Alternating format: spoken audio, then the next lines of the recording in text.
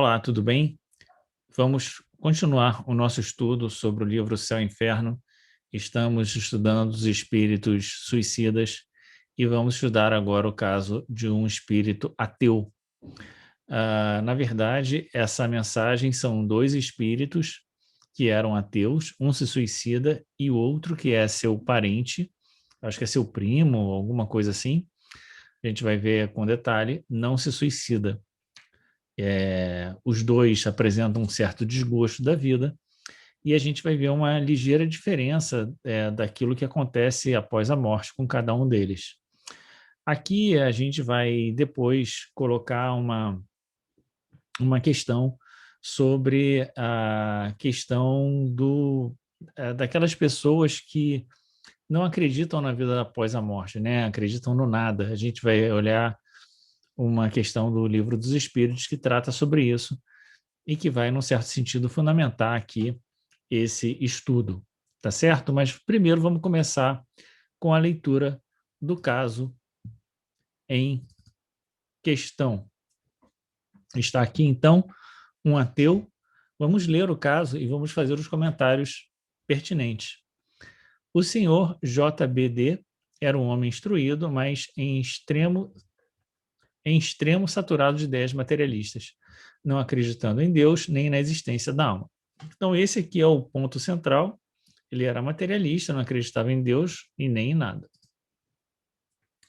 A pedido de um parente, foi evocado 2 anos depois de desencarnado na Sociedade Espírita de Paris. Então, houve a evocação e ele diz: sofro, sou um réprobo. E aí, novamente, eles perguntam: fomos levados a evocar-vos em nome de parentes que, como tais, desejam conhecer da vossa sorte. Podereis dizer-nos se essa nossa evocação vos é penosa ou agradável? E ele responde: penosa. A vossa morte foi voluntária? Sim. O espírito escreve com extrema dificuldade, a letra é grossa, irregular, convulsa e quase ininteligível. Ao terminar a escrita, encoleriza-se, quebra o lápis e rasga o papel. Tende calma, que nós todos pediremos a Deus por vós. Sou forçado a crer em Deus. Que motivo poderia ter-vos levado ao suicídio? Pergunta. O tédio de uma vida sem esperança. Então, a nota aqui de Kardec diz: concebe-se o suicídio quando a vida é sem esperança. Então, aqui essa ideia, né, de uma vida, não tem muito o que esperar da vida, né? E por isso acha melhor dar cabo logo dela. Procura-se, então, fugir-lhe a qualquer preço. Com o espiritismo contrário, a esperança se fortalece porque o futuro se nos desdobra. O suicídio deixa de ser objetivo, uma vez reconhecido que apenas se isenta a gente do mal para arrostar com o mal 100 vezes pior. Eis porque o espiritismo tem sequestrado muita gente à morte voluntária. Grandemente culpados são os que se esforçam em acreditar com sofismas científicos e a pretexto de uma falsa razão nessa ideia desesperadora, fonte de tantos crimes e males, de que tudo acaba com a vida. Esses serão responsáveis não só pelos próprios erros, como igualmente por todos os males a que os mesmos derem causa. Então aqui tem uma questão do Livro dos Espíritos que diz que a gente é responsável não só pelo mal que a gente faz, mas pelas consequências desse mal. E aqui há um argumento de Kardec que a gente poderia ponderar um pouquinho, né? A ideia de que, uma vez reconhecido que apenas isenta de um mal para arrostar num mal 100 vezes pior, isso tira as pessoas da ideia do suicídio. O que é uma forma de fazer com que as pessoas não cometam o mal, mostrar para elas que isso levaria a um estado horroroso, né? É a própria ideia do inferno. Olha, faz isso, vai para o inferno, cuidado, né? Essa ideia é uma ideia que existe, né? Que está aí, Kardec está mostrando essa ideia, mas que talvez a gente pudesse trabalhá-la de uma outra forma. Ao contrário de ressaltar o mal, e dizer, olha, cuidado, né? Dizer, olha, há uma felicidade muito diferente dessa que você conhece, né? Então, preparar para a felicidade e não colocar medo nas pessoas, né? Quisestes escapar às vicissitudes da vida, adiantaste alguma coisa? Sois agora mais feliz? E a resposta foi uma pergunta. Por que não existe o nada? Ele queria que o nada existisse, né? Tende a vontade de nos descrever do melhor modo possível a vossa atual situação. E ele vai então dizer: sofro pelo constrangimento em que estou de crer em tudo quanto negava. Meu espírito está como num braseiro, horrivelmente atormentado. Aqui, essa ideia de um braseiro, né, sempre nos coloca aquela ideia de um inferno quente, fumegante. Esse braseiro talvez a gente pudesse entender como uma coisa que o revolta continuamente, né? Um negócio que o atormenta. Afinal de contas, ele não acreditava e agora foi forçado pelas circunstâncias a acreditar. Acreditar não, né? Constatar. De onde provinham as vossas ideias materialistas de outrora? Agora essa parte aqui é bastante instrutiva para nós. Olha só o que ele vai dizer. Em anterior encarnação eu fora mal, e por isso condenei-me na seguinte aos tormentos da incerteza, e assim foi que me suicidei. Então vejam que ele reconheceu o erro de uma outra encarnação e pediu, porque ele diz: condenei-me na seguinte ao tormento da incerteza. Então, essa incerteza era uma prova para ele, e ele sucumbiu na prova. Então, aqui há a explicação de Kardec para isso. Aqui há todo um corolário de ideias. Muitas vezes nos perguntamos como pode haver materialistas quando, tendo eles passado pelo mundo espiritual, deveriam ter do mesmo a intuição. Ora, é precisamente essa intuição que é recusada a alguns espíritos que, conservando orgulho, não se arrependem das suas faltas.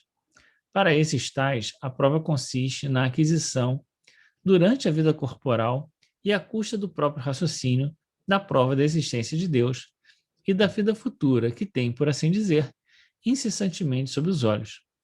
Muitas vezes, porém, a presunção de nada admitir acima de si os empolga e absorve. Assim, sofrem eles a pena até que, domado orgulho, se rendem à evidência. Então, a gente vê aqui essa explicação de Kardec, né, dizendo que a intuição da vida espiritual é recusada a alguns espíritos que, conservando o orgulho, não se arrependem das faltas, né? Então, não fica muito claro se ele de fato tinha se arrependido ou não. Ele tinha consciência das faltas que tinha cometido, mas não necessariamente se arrependeu. E aí veio com essa questão da incerteza da vida espiritual e acabou se deixando levar pela ideia do nada. Quando vos afogastes, pergunta 9, que ideias tinhas das consequências? Que reflexões fizesses nesse momento? Resposta: nenhuma, pois tudo era o nada para mim. Depois é que vi que, tendo cumprido toda a sentença, teria de sofrer mais ainda. Então deve ser muito angustiante para o espírito, não é, que não acredita em nada, se dar conta de que a vida acabou, ou o corpo morreu, mas a vida não acabou, né? E que agora ele vai experimentar outras formas de sofrimento. Pergunta 10. Estás bem convencido agora da existência de Deus, da alma e da vida futura? Tudo isso me atormenta. Então, embora a resposta possa ser sim, não é uma resposta fácil para ele. Isso traz um certo tormento para ele. Tornaste a ver vosso irmão? Oh, não. E por que não? Então é irmão, né? É o irmão dele. E por que não? Para que confundir os nossos desesperos? auxilia-se, exila-se, a gente na desgraça e na ventura se reúne. Eis o que é. Então era o irmão dele que também não acreditava em nada, mas não se suicidou e morreu. Então ele pergunta, você já viu seu irmão? Ele, não, para que confundir as desgraças, né? Incomodar-vos-ia a presença de vosso irmão que poderíamos atrair aí para junto de vós?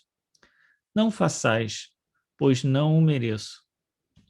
Por que vos opondes? Porque ele também não é feliz. Então ele sabe que o irmão também devia estar passando por algum sofrimento, e é como se ele dissesse, olha, deixa ele lá e deixa eu aqui e pronto, né?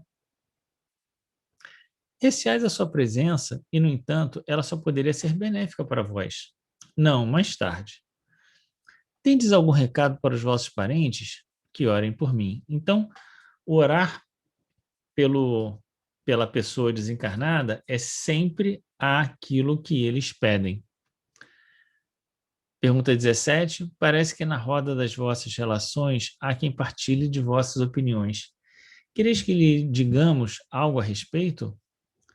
Ó, os desgraçados, assim possam eles crer em outra existência. Eis quanto lhes posso desejar. Se eles pudessem avaliar a minha triste posição, muito refletiriam. Então a gente vê aqui que ele está numa posição difícil, uma posição de sofrimento, não há um sofrimento atribuído às questões materiais, quer dizer, ele não diz que está se lembrando, que ainda se vê se afogando, ou ainda no mar, ou nada disso. Mas o que o deixa perturbado é exatamente ver contrariada aquela crença que ele tinha de que tem vida após a morte, não tem vida após a morte, existe Deus, não existe Deus. Tudo aquilo que ele negava, ele está tendo agora que se reaver com essas questões todas. Então, vamos seguir aqui. Evocação de um irmão do precedente, que professava as mesmas teorias, mas que não se suicidou, posto que também é infeliz, esse se apresenta mais calmo, e sua escrita é clara e legível.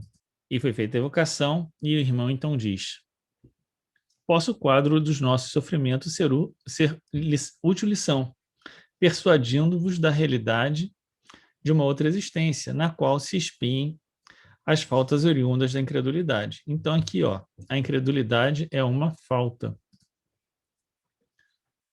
E aí a pergunta: vós e vosso irmão que acabamos de evocar, os vedes reciprocamente? Não, ele me foge. E aí tem uma explicação de Kardec sobre isso. Poder-se-ia perguntar como é que os espíritos se podem evitar no mundo espiritual, uma vez que aí não existem obstáculos materiais nem refúgios impenetráveis à vista. Tudo é, porém, relativo nesse mundo e conforme a natureza fluídica dos seres que o habitam.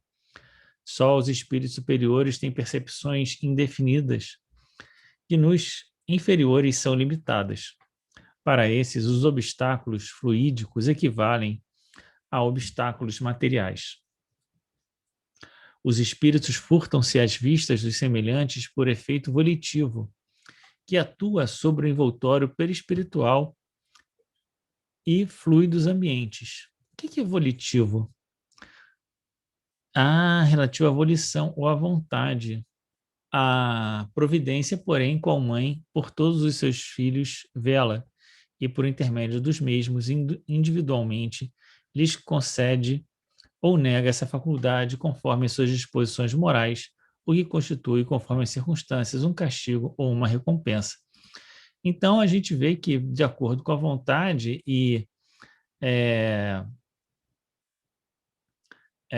o espírito pode, né, atuar sobre o envoltório perispiritual e pelos fluidos ambientes e acabar se disfarçando, né, se escondendo de um outro espírito quando eles ainda estão numa faixa espiritual mais menos evoluída, né? Aqui tem um comentário que eu fiz outro dia no grupo de estudos que a gente faz sobre o Evangelho e que eu nunca tinha me dado conta disso. Como a percepção dos espíritos menos evoluídos do próprio mundo espiritual é muito incipiente, na medida em que ele vai evoluindo, e na medida que vão passando as encarnações, é muito provável que ele perceba o mundo espiritual cada vez de forma mais ampla, né? Portanto, pode ser que em determinado momento, aquele mundo espiritual que a gente está no intervalo de uma encarnação e outra, seja bastante distinto daquele que a gente teve na erraticidade antes da nossa encarnação anterior, né? Quer dizer, passamos pela erraticidade e tivemos a impressão de um mundo espiritual de uma forma, encarnamos, melhoramos, e quando voltamos, temos uma outra percepção do mundo espiritual muito diferente, porque não mais com as limitações do passado. Se a gente for ampliando isso ao longo das existências, a gente vai ver que pode ser que chegue a algum momento, né, que principalmente o salto de uma encarnação para outra faça muita diferença nessa percepção. Muito bem, vamos continuar aqui. Então, a gente viu que ele agora está sendo entrevistado o irmão, né, que está numa posição mais calma e está dizendo, olha, mas o meu irmão está fugindo de mim, num certo sentido. E a pergunta para ele, então, estás mais calmo do que vosso irmão? Podereis dar-nos uma descrição mais precisa dos vossos sofrimentos? Não sofreis na terra no vosso orgulho, no vosso amor próprio, quando obrigados a reconhecer os vossos erros? O vosso espírito não se revolta com a ideia de vos humilhardes a quem vos demonstra o vosso erro? Pois bem, julgai quanto deve sofrer o espírito que durante toda a sua vida se persuadiu de que nada existia além dele e de que sobre a todos prevalecia sempre a sua razão. Encontrando-se de súbito em face da verdade imponente, esse espírito sente-se aniquilado, humilhado. A isso vem ainda juntar-se o remorso de haver por tanto tempo esquecido a existência de um Deus tão bom, tão indulgente.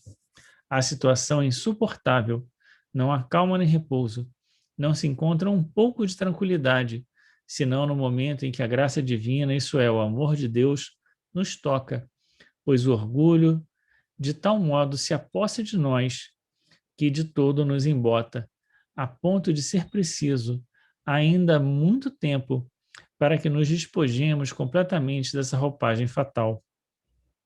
Só a prece dos nossos irmãos pode ajudar-nos nesses transes. Então, mais uma vez aqui, a importância da prece para aqueles que estão em sofrimento no mundo espiritual, né? E aqui ele retrata bem, né? Pelo menos parece, né? O sofrimento que ele está passando. É como se ele se sentisse, né? Constrangido, né? Ele fala, a situação é insuportável, não se encontra tranquilidade, porque é como se a todo momento aquela situação de algo que ele fez de errado fosse revelado. Então, outra pergunta: quereis falar dos irmãos encarnados ou dos espíritos, de uns e de outros? Eu acho que sobre a prece, né? Só a prece dos nossos irmãos, aí de irmãos que irmãos, encarnados ou desencarnados.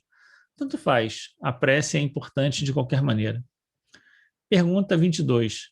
Enquanto nos entretínhamos com o vosso irmão, uma das pessoas aqui presentes orava por ele. Essa prece lhe foi proveitosa? E a resposta: ela não se perderá. Se ele agora recusa a graça, outro tanto não fará quando estiver em condições de recorrer a essa divina panaceia. Então veja, não é que ela atuou ali naquele momento, mas em algum momento ela vai ajudá-lo.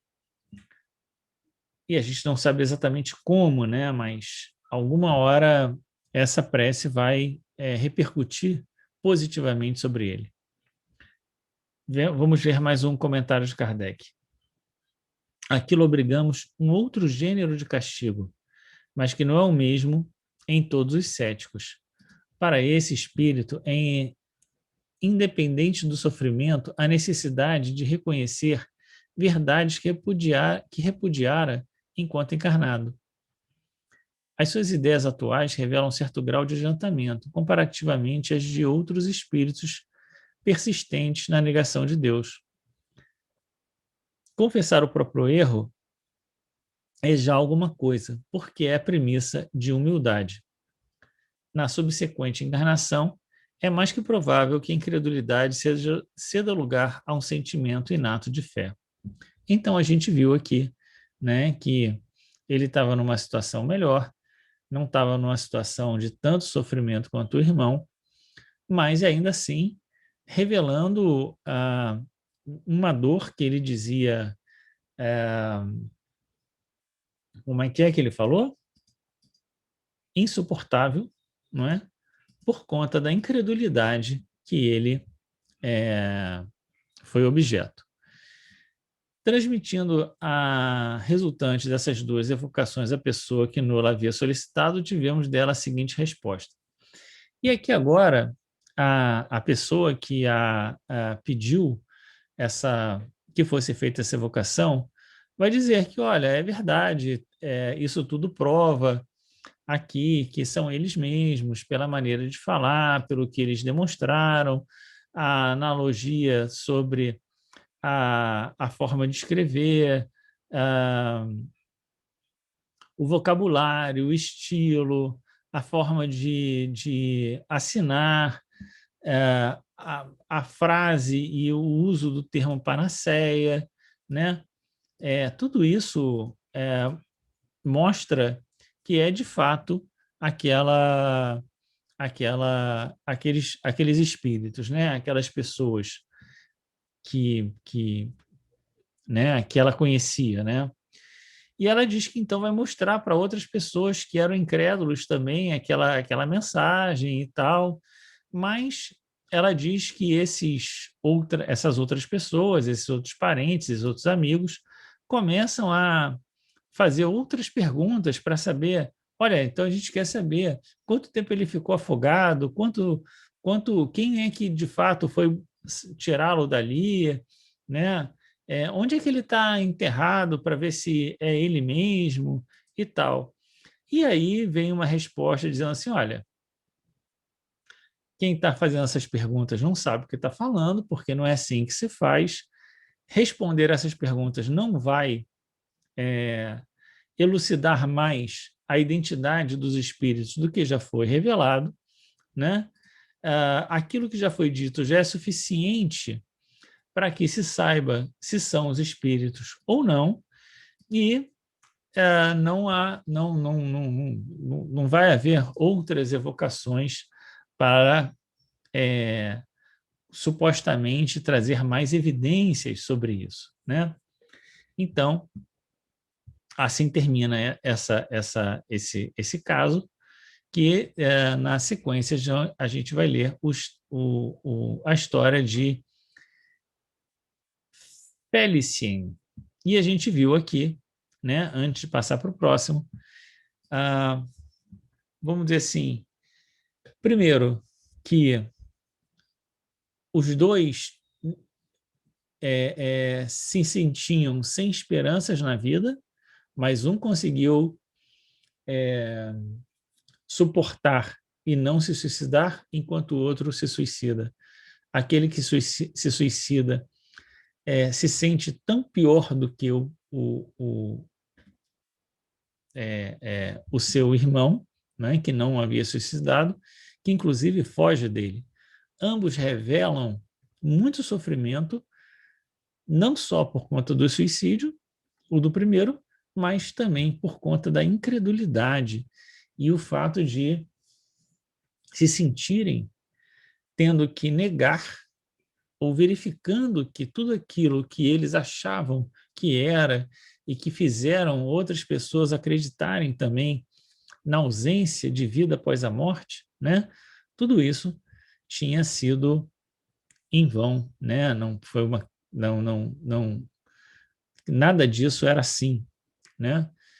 E aí os sofrimentos decorrentes da incredulidade, quer dizer, a incredulidade ela é também algo que terá consequências no mundo espiritual. Uma coisa que não é falado aqui nessa mensagem e que a gente poderia, né, se questionar, se perguntar, será que esses espíritos não fizeram boas ações, né? Quanto, né, contribuiu para a amenização desse estado deles no mundo espiritual, embora pareça que nada amenizou, né? O fato deles terem sido pessoas bondosas, pessoas, né, caridosas, será que eles foram? Será que eles não foram? O quanto isso ajudou a contrabalançar, ou ao contrário, o fato deles não serem, não acreditarem em nada, e mais, também não terem sido pessoas caridosas, né? Parece que eles eram pessoas muito orgulhosas, mas não havia nada para contrabalançar, para equilibrar um pouco, para suavizar um pouco. Isso não fica muito claro aqui na,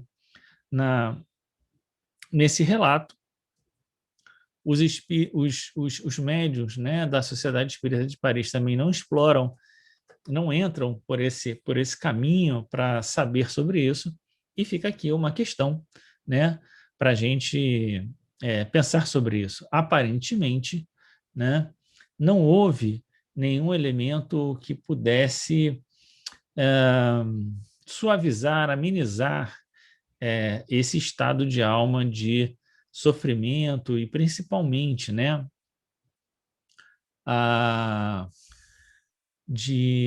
do resultado da sua incredulidade. A gente vê que o irmão, né, aquele que não se suicidou, né, já poderia ter numa outra existência, né, ah, ah, já poderia nascer com uma ideia inata da fé que ele deveria cultivar ao longo da existência.